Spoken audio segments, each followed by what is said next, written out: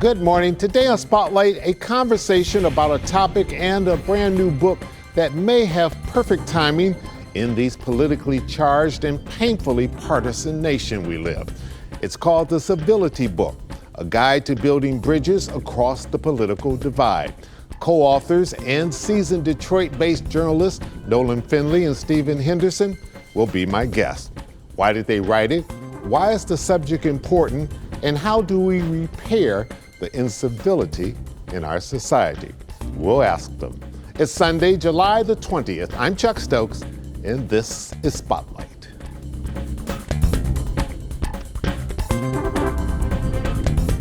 On a scale from 1 to 10, with 10 being the worst and 1 being the best, if you had to rank where civility is right now with American people, society, how would you rank it, Nolan? What was the worst, 10 or? 10. Yeah, 12, maybe. I think Go off the scale.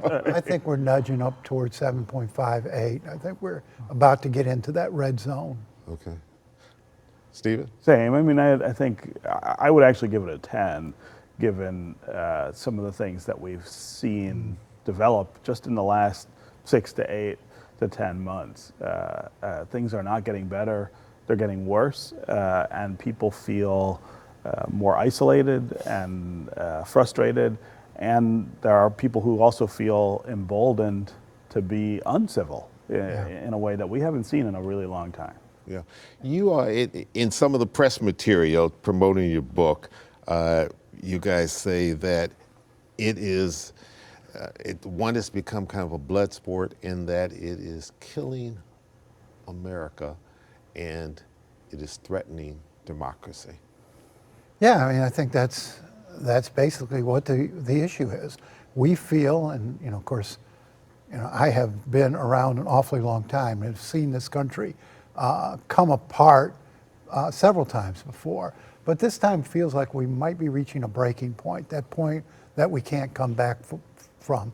I mean, we cannot seem to rally together to meet any sort of challenge, and we can't even express charitable thoughts about people who don't agree with us politically. And that's what this Civility Project has been all about, and what the book is all about, is trying to get people to recognize that the person across from the divide, the person on the other side of the aisle, is not evil, is not ignorant, is not sinister simply because they don't agree with you. They've just lived a different life and hold different values. What makes democracy work when it does work, and the importance of dialogue in that process, the ability to sit across from somebody with a different set of ideas and experiences and have a conversation and come to a conclusion other than that they are evil and you have to destroy them or lock them out of the process. If there is any sort of divide, nothing gets done, nothing gets past a certain point. We really are chipping away at the democratic process at this point with the level of incivility that we have. In 2005, Governor Milliken spoke before the Detroit Regional Chamber Mackinac Policy Conference, keynote speaker. That was 2005, June 7th. He gave a speech talking about civility, got a standing ovation at the end of it. But one thing he said, the political climate, whether in the Detroit area, in Lansing, or in Washington, has deteriorated over the past 25 years. We have seen a growth of meanness, of bitterness, and of excessive partisanship that can only work to the detriment of the region, the state, and the nation. That was 20 years ago. Does anybody think it's gotten better in those 2 decades? Well, think of the climate then. I mean, that's during a Bush presidency. Barack Obama is sort of in the distance thinking about running for president. I mean, we thought things were divided then and felt like things were divided then.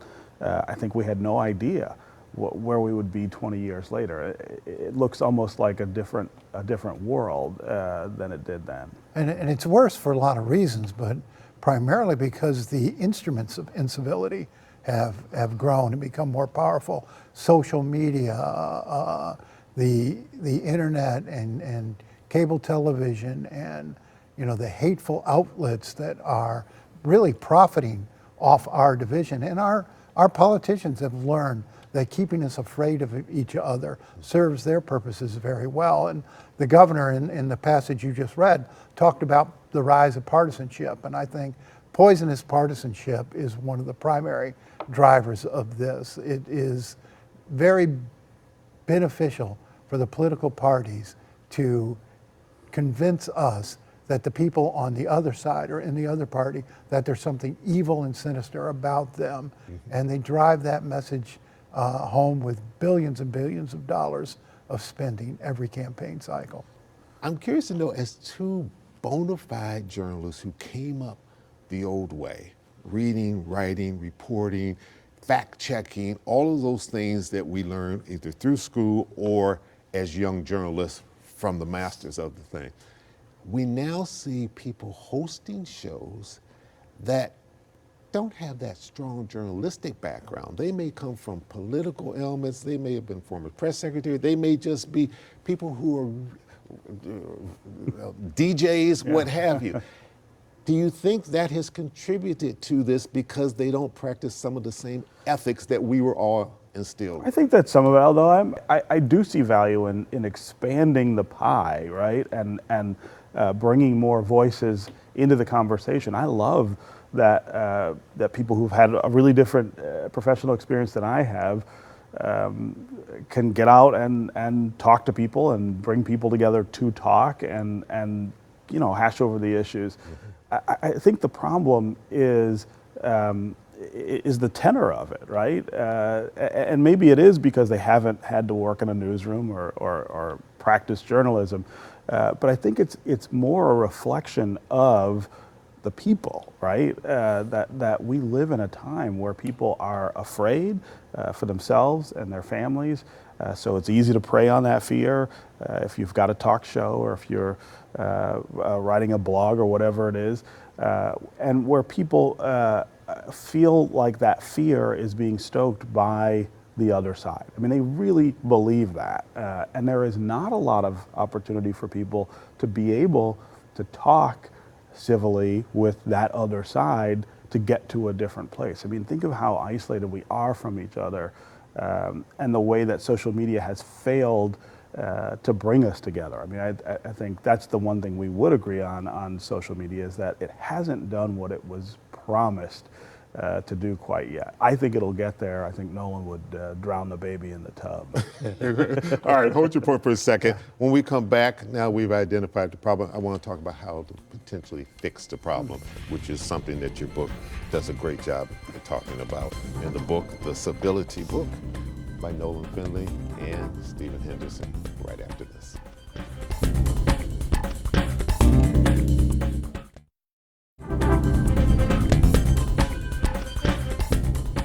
And welcome back to Spotlight, talking to Nolan Finley and Stephen Henderson, two very experienced Detroit journalists. You know them well, award-winning journalists. Just say old. Just which is old. If I said that about you, I had to say it about myself as well. The book is called The Civility Book, A Guide to Building Bridges Across the Political Divide. You all have debated heavily throughout the years. Proud conservative, proud progressive. But you all have never taken it to the level where you demean each other on a personal level. And we see a lot of that going on. What does your book say we can do about fixing that? And you talk about 4 pillars. Yeah. Well, that's the key, Chuck. I mean, I think you hit it. We have never made it personal. I mean, we've never had a conversation in which we say, you're a blank. Now, I look over in his thought bubble saying that. We've never know each other well enough to know what he's thinking. We've never actually come to that point. That's one of the pillars of the Civility Project, this idea of persistence and perspective and having respectful tone in your approach to one another. But, the pillars start with this idea of dropping assumptions. You think you know a person based on what you hear them say or about what you know about their politics, their viewpoints, and you make all sorts of assumptions about them. They're this, that, the other thing. And we ask people to back away from that and fill the knowledge gaps with actual information, to talk to one another about why you believe the things you believe, what makes you a conservative or you a progressive, and have those discussions. And we find that once people start talking about that and have that interaction, they build a respect for each other. They don't necessarily come to agreement, and we're not here to bring people to agreement. We want people to find value in their disagreements. And you talk about a situation in which you were at a Mackinac and two women came over to you, saw you talking to Stephen and said, how could you talk to someone like that? Well, it was worse than me. They said, "Is that Steve Henderson you're drinking with?" I said, "Well, yeah." And he said, "We hate him. He's so awful." And those words were just said with such vehemence and such conviction that they stopped me in my tracks. I said, "Well, why don't we go over here and you can sit in my seat and talk to him for a while." Now, I didn't know what was going to happen, but what happened, Stephen? I thought it'd be fun to watch. So this was during the auto bankruptcies, and they were two women who were running a conservative website that was just wearing Barack Obama out over the bankruptcy and a lot of other things. We talked about what they were frustrated about, and it turned out one of them was a member of a family that owned dealerships, which of course were taking it on the chin during the bankruptcy. I mean, a lot of them were going to close. And they wanted me to understand what that felt like, right? What it looked like from their seat to have this lifelong, business of theirs go away because of the bankruptcy. And I listened and I said, I had not talked to people who were in that position before. Then I explained that, from my chair, there was a lot more at stake, right? The entire state of Michigan, in fact, would have been in a lot of trouble if we hadn't done what we needed to do to restructure GM and Chrysler at that point, and that things would be better for all of us by doing that. And they, of course, didn't agree, but they listened to what I said. And, in the end, I think we both heard a perspective we hadn't heard before. So, I, after a while, intervened here because it was going on and on and on. I was getting thirsty. And so, I went over and I walked them, away with him. And I said, "Well, what did you think? And how did he go?" And they said, "Oh, he's so wonderful. We just love him." And right there is when we realized that, what the sort of the genesis of this project, that if we could just get people to talk to each other in a respectful manner, we could get them beyond the suspicion, the fear, and the hostility that leads to incivility, that leads to disrespect and dehumanization and hatred. We talk in this book about ways to take the risk out of that. And one of the things we say is a conversation is not a competition. If we're sitting across from each other and my goal is just to beat the truth into your head, that's no fun for you and not much fun for me, and it's not going to go anywhere. You're not trying to convert, you're trying to learn. Yeah. Every time I talk to Steve, I learn something. Now, I don't necessarily agree with what he's saying, but I learned something about an issue. We'll come right back with more questions right after this.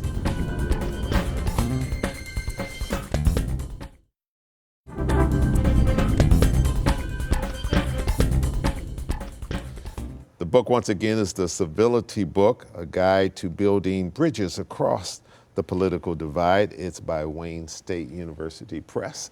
You gave this book away at the Mackinac Policy Conference, which was just recently. Well, actually, Delta Dental of Michigan gave it Okay, all right. So somebody had to put the bucks up there to pay for it, to keep Wayne State happy there.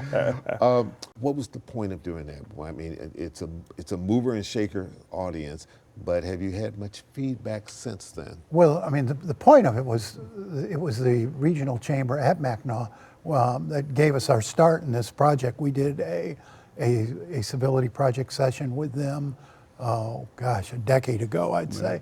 And the chamber's been huge supporters. And so we wanted to introduce the book up there. As divided as we are, I think there's a recognition that this is not a healthy place for us to be as a country and as a people.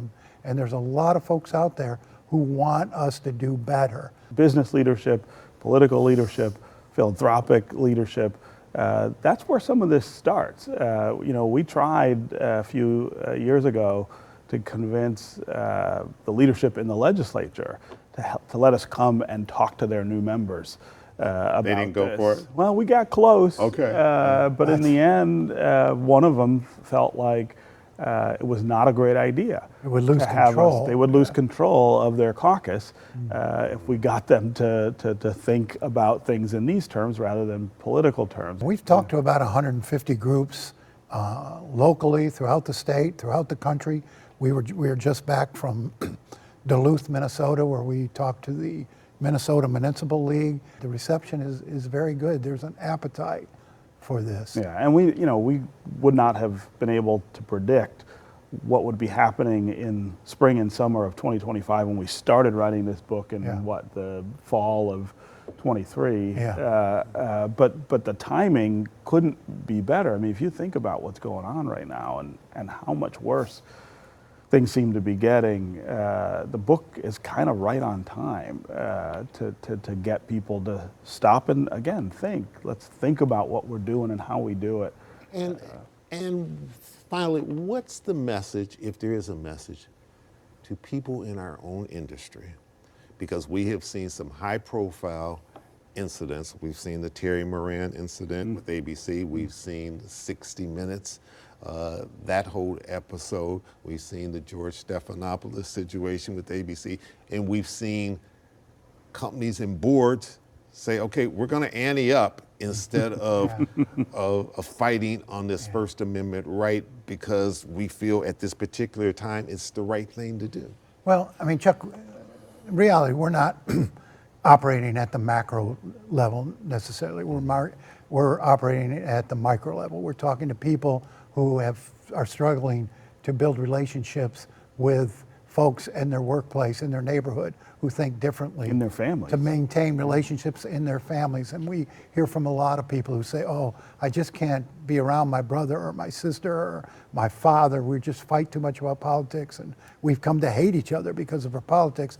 We ask people to keep things in perspective and to keep in mind what's really important. If Steve and I agreed on everything, which we never will, but if we did, the world's not going to change. And if you and your brother, you and your father agree on everything, the world's not going to change. But if you learn to talk to each other in a respectful manner, you might change your relationship. Yeah. And that's where we're at. And to people in our industry, I mean, one of the things we focus on is the power of questions, right? Yeah. That interrogative form of our language and how different it is from the declarative form of our language. And think of how many journalists ask questions versus saying what they think. And it's okay to say what you think, but I've always approached the work from the standpoint of I'm trying to learn as much as I can. And so asking those questions, asking people about why they believe what they believe, where'd they get the information that they have, is a much more productive way of getting at the issues that we're dealing with than coming out and saying, well, here's what I think and here's what you should think as well. I think there are a lot of journalists who are not really in that space anymore. Yeah. Do you believe, having watched this process a long time, reported on it, covered it, do you believe democracy is going to withstand all this, and that 5 years from now we're sitting here and we're saying we're still a democratic country? I do. Yeah, I do. I do, but I also am becoming familiar with the idea of civil dissolution is what I'm calling it, right? We may be coming apart, and we may be coming apart for good reasons, but even that can be done without the incivility, right? There is a civil way to agree that maybe this doesn't work the way we have thought for 250 years, and it's time for something else.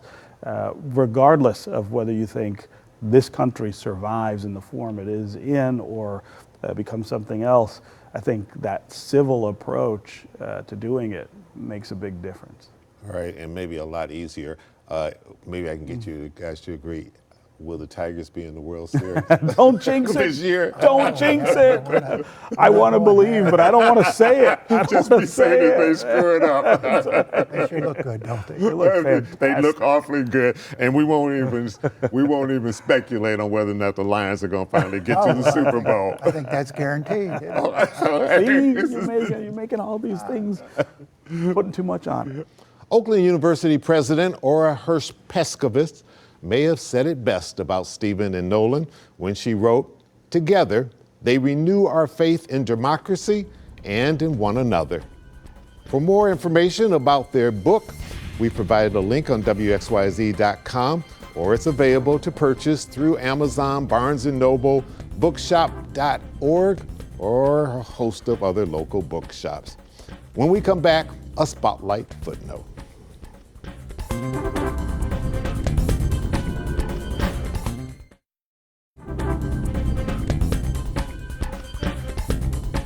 Recently, we aired an interview with Detroit mayoral candidate Joe Hashim.